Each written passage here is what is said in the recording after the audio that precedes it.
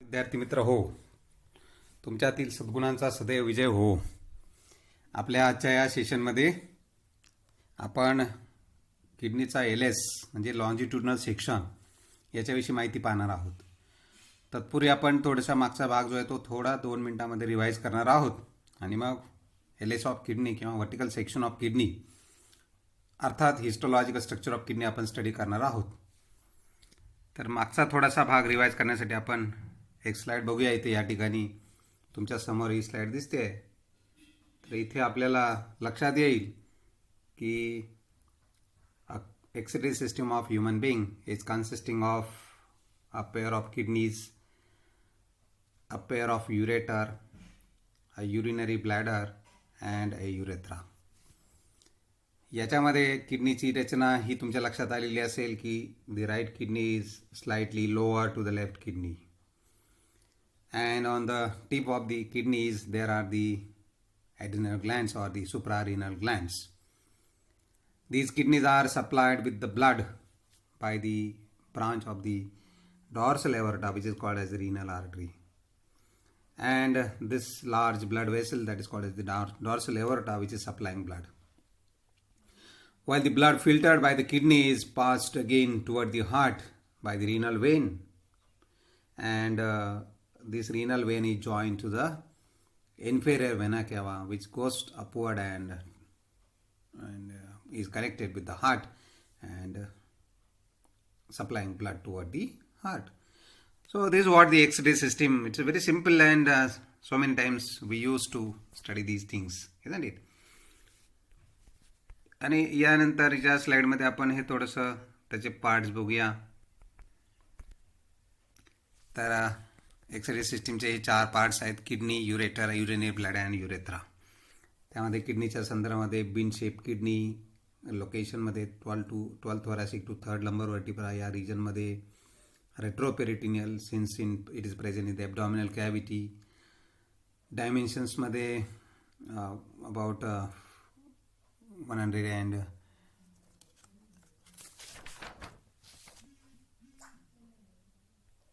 100 millimetre किंवा 10 centimetres by 5 centimetre by 3 centimetres असं आपण त्याचं डायमीटर्स म्हणू शकतो किंवा मेजरमेंट म्हणू शकतो. नंतर ॲव्हरेज वेट त्याचं 125 to 135 grams. त्यानंतर it is having convex and concave surface, and this concave and concave surface. Toward the concave surface there is the hilus region or hilum region through which the renal artery enters and the renal vein comes out as well as the ureter comes out. तर या पद्धतीने किडनीच्या संदर्भात आपल्याला एवढं माहिती लक्षात घेता येईल. युरेटर्सच्या बाबतीमध्ये युरेटर्स लॉंग ट्यूब्स आहेत 25 ते 30 सेंटीमीटर लांबीच्या. यांना कुठल्याही प्रकारचे व्हॉल्व्स नाहीत, परंतु तिकडे पोस्टिरियरली युरिनरी ब्लॅडरमध्ये ऑब्लिक कनेक्शन्स आपल्याला पाहायला मिळतात. and it is mainly passing the urine toward the urinary bladder. त्यानंतर या ठिकाणी हे युरिनरी ब्लॅडर आहे. युरिनरी ब्लॅडरमध्ये it is a medium thin walled sac located in the pelvic cavity. It is temporarily storing the urine and it is present in the trigone, isn't it? It is a triangular area called as a trigone, and the broader base and narrow apex like this, and to the narrow apex it is having the urethral opening. And there are 3 types of muscles, 3 layers of muscles. आणि याचे muscles आहे याला एकत्रितपणे डेट्रोसर muscle असं म्हटलेलं आहे. 3 layers कसे आहेत तर लॉन्जिट्युडनल, सर्क्युलर अँड लॉन्जिट्युडनल अशा स्वरूपामध्ये 3 लेयर्स त्या मसलचे पाहायला मिळतात, which help in stretching the bladder to store the urine. त्यानंतर हा युरेथ्रा आहे. या ठिकाणी आपल्याला युरेथ्राच्या संदर्भामध्ये is a small structure, tubular structure arising from the urinary bladder and opening exterior to the body, but it is having 2 sphincters. याच्यामध्ये 2 sphincters आहेत, इंटरनल स्पिंक्टर आणि एक्सटर्नल स्पिंक्टर. याच्यामध्ये महत्त्वाचा भाग लक्षात घेता येईल. इंटरनल स्पिंक्टर जे आहे ते इनव्हॉलंटरी आहे, म्हणजे अनैच्छिक आहे, आणि एक्सटर्नल स्पिंक्टर हे व्हॉलंटरी आहे. त्याची चर्चा आपण मागच्या वेळेला केलेली आहे, त्याच्यावरती आपण जास्त वेळ घालवणार नाही. त्यानंतर पुढे जाऊया आपण. Functions of these parts.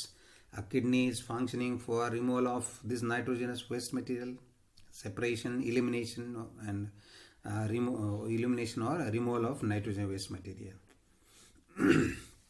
Then it maintains the homeostasis by the way of osmoregulation, maintaining the pH of the body fluid. They produces calcitriol and renin and erythropoietin, which is essential for the production of RBC. Ureters are functioning for transport of urine, and urinary blood is temporarily storing the urine, and the urethra is discharging the urine from the body. Now the VS of kidney. आपला जो आजचा या सेशनमधला महत्त्वाचा भाग आहे तो आहे VS of kidney. तर VS ऑफ किडनीमध्ये आपल्या लक्षात येईल की each kidney is a bean shaped. प्रत्येक किडनी हे कशी आहे, बीनच्या आकाराची आहे, घेवड्याच्या बीच्या आकाराची आहे. And each kidney is having the outer convex, this is what convex surface, CO, and this one is the inner part, that is what called concave surface, convex and concave surface. मला वाटतं मागच्या व्हिडिओमध्ये मी तुम्हाला हे दाखवलं होतं animation सहित, आपण हे बघितलेलं आहे किडनीचा आकार.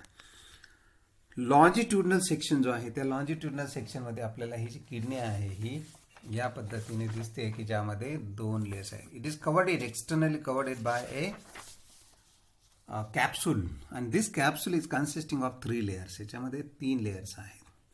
या किडनीचं वरचं जे लेयर आहे कॅप्सूल जे आहे त्या कॅप्सूलमध्ये 3 लेयर्स आहेत. Outermost layer is called as renal fascia. बाहेरचं जे लेयर आहे त्याला काय म्हणतात, रिनल फॅसिया असं म्हणतात. तर हा रिनल फॅसिया जो आहे तो फायब्रस कनेक्टिव्ह टिश्यूचा बनलेला आहे. मधलं लेयर जे आहे कॅप्सूलचं त्याला म्हणतात adipose capsule, and this is formed of fatty tissue. And the innermost layer is called as renal capsule. Innermost layer of renal capsule is formed of a thin fibrous tissue. तर हे जे 3 layers आहेत, तर outermost layer जे आहे ते प्रोटेक्शनचं काम करतं. मिडल लेयर जे आहे that is also functioning for protection of kidney from the shocks or working as a shock absorber, and the innermost layer is a fibrous layer, and which is continuous with the outer layer of ureter, and it acts as a barrier against the spread of infection in the kidney. म्हणजे अत्यंत महत्त्वाचं layer आहे तिसरं layer जे आहे fibrous टिश्यूचं, की जे infection होऊ देत नाही. तर या पद्धतीने ही जी किडनी आहे याच्यामध्ये हे कॅप्सूल जे आहे ते 3 लेयर्स आपण पाहिलं. कोणकोणते 3 layers? Renal fascia is outermost layer, middle layer is called as the adipose tissue layer, fatty tissue layer, and third one is the innermost layer which is called as the renal capsule formed of fibrous tissue.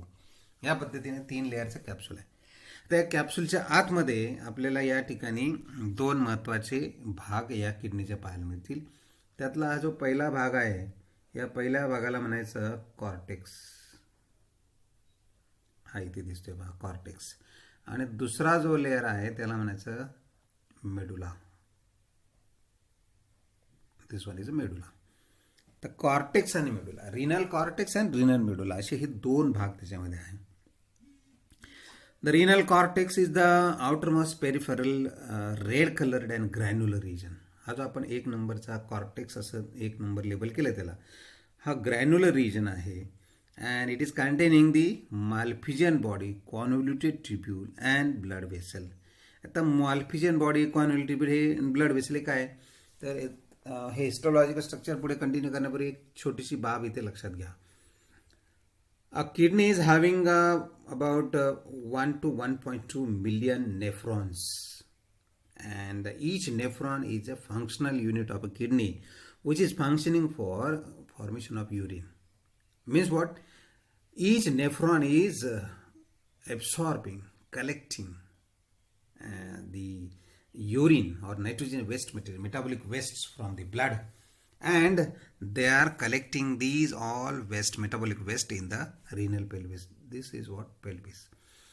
तर हे सगळे nephron जे आहेत ते nephrons या ठिकाणी आपल्याला पाहायला मिळतात या किडनीमध्ये. ते नेफ्रॉनचा एक भाग आहे माल्पिजियन बॉडी आणि कॉन्व्होल्युटेड ट्यूब्यूल. हा जो भाग आहे हा भाग या कॉर्टेक्समध्ये आपल्याला पाहायला मिळतो. दिस वॉट कॉर्टेक्स. आणि उरलेला जो भाग आहे या नेफ्रॉनचा ज्याला आपण हेनलेज लूप असं म्हणतो, तर हा जो हेनलेज लूप आहे हा या मेडुलामध्ये पाहायला मिळतो. तर सच टाईप ऑफ 1 to 1.2 मिलियन एवढ्या मोठ्या प्रमाणामध्ये नेफ्रॉन्स किंवा युरिनिफेरस ट्यूब्यूल्स हा शब्द लक्षात घ्या. नेफ्रॉन और uriniferous tubule. Uriniferous, urine, ferrous forming tubule.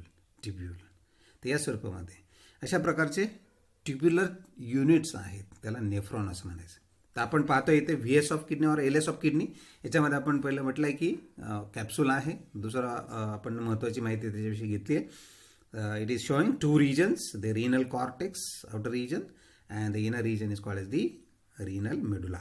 And this renal medulla is consisting of number of pyramids. त्याच्यामध्ये काय दिसतं आपल्याला, कोनिकल पिरॅमिड्स दिसतात. या डायग्राममध्ये तुम्हाला डार्क कलरचे जे ट्रायंग्युलर स्ट्रक्चर असतात त्याला पिरॅमिड्स असं म्हणायचं. And these pyramids forms the inner layer, that is what called as the renal medulla.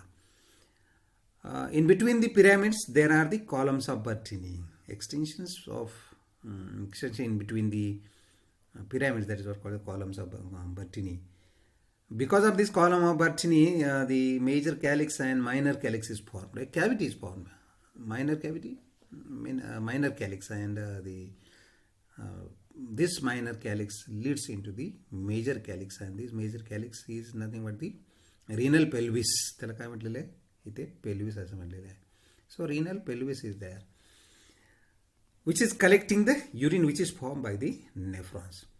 And this renal pelvis further continues as a ureter. मगाशी मी तुम्हाला सांगितलं की कॅप्सूलचा इनरमोस्ट लेअर जे आहे, या प्रत्येक किडनीच्या कॅप्सूलचं innermost layer that continues in the form of a layer of ureter. So it is well protected. या पद्धतीने हे जे किडनीचं रिनल पेल्विस आहे हे युरेटरमध्ये आपल्याला ओपन झालेलं दिसतं. So this is what the LS of kidney you will have to remember. परत एकदा रिवाइज करू एका मिनिटामध्ये.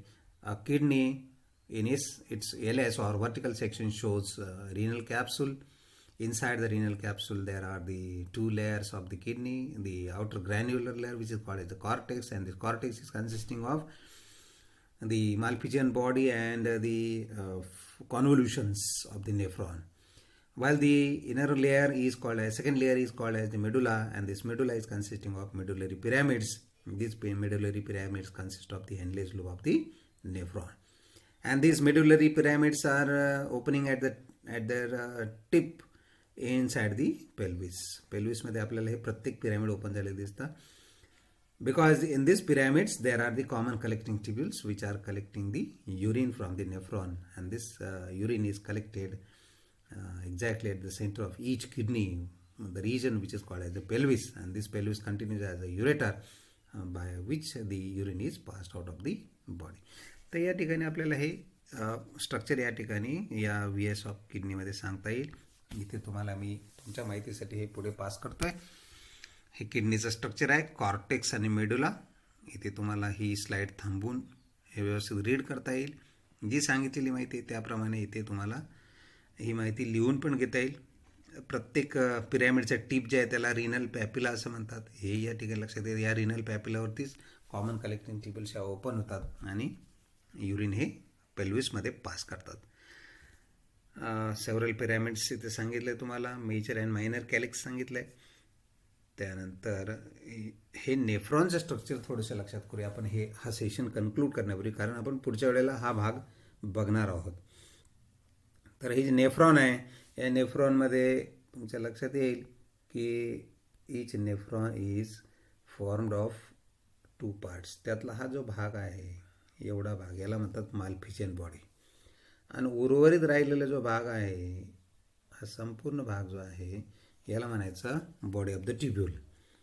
तर मग हे तुम्हाला सांगितलं की कॉर्टेक्समध्ये रिनल कॉर्टेक्स जो आहे त्यामध्ये आपल्याला या ठिकाणी हा एवढा भाग पाहायला मिळेल. असा दिसतंय म्हणजे काय, हे जे दिसतं आहे हे माल्फिजियन बॉडी, त्यानंतर हे प्रॉक्सिमल कॉन्व्होल्युशन आणि हे distal convolution.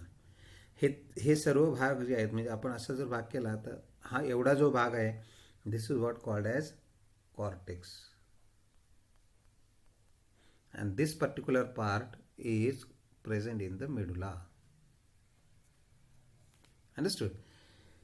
So Malpighian body, proximal convolution and distal convolution, these are present in the cortex, while the Henle's loop, it is present in the medulla.